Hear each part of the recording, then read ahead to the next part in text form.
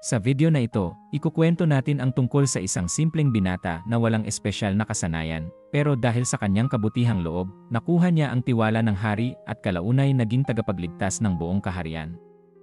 Panoorin mo hanggang dulo, baka ito na ang inspirasyong kailangan mo ngayon.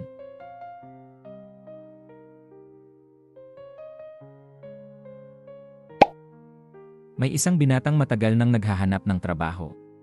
Kahit saan siya magpunta, palaging sarado ang pinto. Wala siyang makitang oportunidad. Hanggang sa naisipan niyang lumapit sa isang kaibigan niyang isang komandante sa palasyo ng hari. Nahihiya man siya noong una, napilitan siyang humingi ng tulong. "Pwede mo ba akong tulungan makahanap ng trabaho sa palasyo ng hari?" Tanong niya. Tumingin sa kanya ang komandante at sinabing, "Anong alam mong gawin?" Sumagot ang binata, "Kaunti lang po ang alam ko sa bawat bagay. Pero wala po akong espesyal na kasanayan." Napailing ang komandante, "Kung wala kang espesyal na kakayahan, paano ka magiging kapaki-pakinabang dito?" Nag-isip siya sandali at pagkatapos ay nagsabi, "Sige. Ipakikilala kita sa hari." Pagharap nila sa hari, tinanong din siya ng parehong tanong, "Ano ang kakayahan mo?" Mapagkumbabang sagot ng binata, "Wala po akong natatanging talento, mahal na hari. Pero kaya ko pong siguraduhin na maayos ang daloy ng trabaho. Hindi ako nagpapahinto sa sistema, ginagawa ko pong maayos ang lahat." Nag-isip ang hari at sa huli itumango, "Sige. Tanggap ka." Natanggap ang binata sa palasyo pero wala siyang malinaw na gawain. Tumutulong lang siya sa maliliit na bagay, minsan wala pa nga siyang ginagawa. Tinanggap lang siya dahil sa rekomendasyon ng komandante. Hanggang isang araw, nagbago ang lahat. Tinawag siya ng hari at inutusan, "May isang baryo sa paanan ng bundok. May utang sila sa atin. Puntahan mo sila at kolektahin ang bayad." Tumango ang binata, "At pagbalik ko po, anong gusto ninyong dalhin ko?" Ngumiti ang hari at nagsabing, "Dalhan mo ako ng bagay na wala pa dito sa palasyo." Tumawa ang hari, "Parang biro lang iyon." Sumakay ang binata sa kanyang kabayo at nagtungo sa baryo. Pagdating niya roon, hinarap niya ang mga tao at binasa ang talaan ng kanilang utang. Pero nakita niya ang lungkot sa kanilang mga mukha. Tahimik ang mga tao, nakayuko, puno ng luha ang kanilang mga mata. Wala silang pera. Nasira ang ani at kulang pa nga ang pagkain nila para sa sarili. Naintindihan iyon ng binata. Malapit na ang taglamig. Nagtipon siya sa tabi ng apoy kasama ang mga taga-baryo at nagsabi, "Huwag niyo nang bayaran ang utang. Kalimutan niyo na ito." Nagulat ang lahat. "Hindi na namin kailangang bayaran?" Tanong nila. Tumango ang binata. "Hindi na." Pero may isa sa kanila ang nagtanong, "Paano yung mga papel? May lagdat thumbprint kami roon. Kapag nakita yon ng hari, baka magpadala siya ng iba para singilin kami." Tahimik ang binata. Tapos, kinuha niya ang mga dokumento at isinilid sa apoy. Nasunog ang lahat ng papeles. Kasabay niyon, nabura ang lahat ng utang.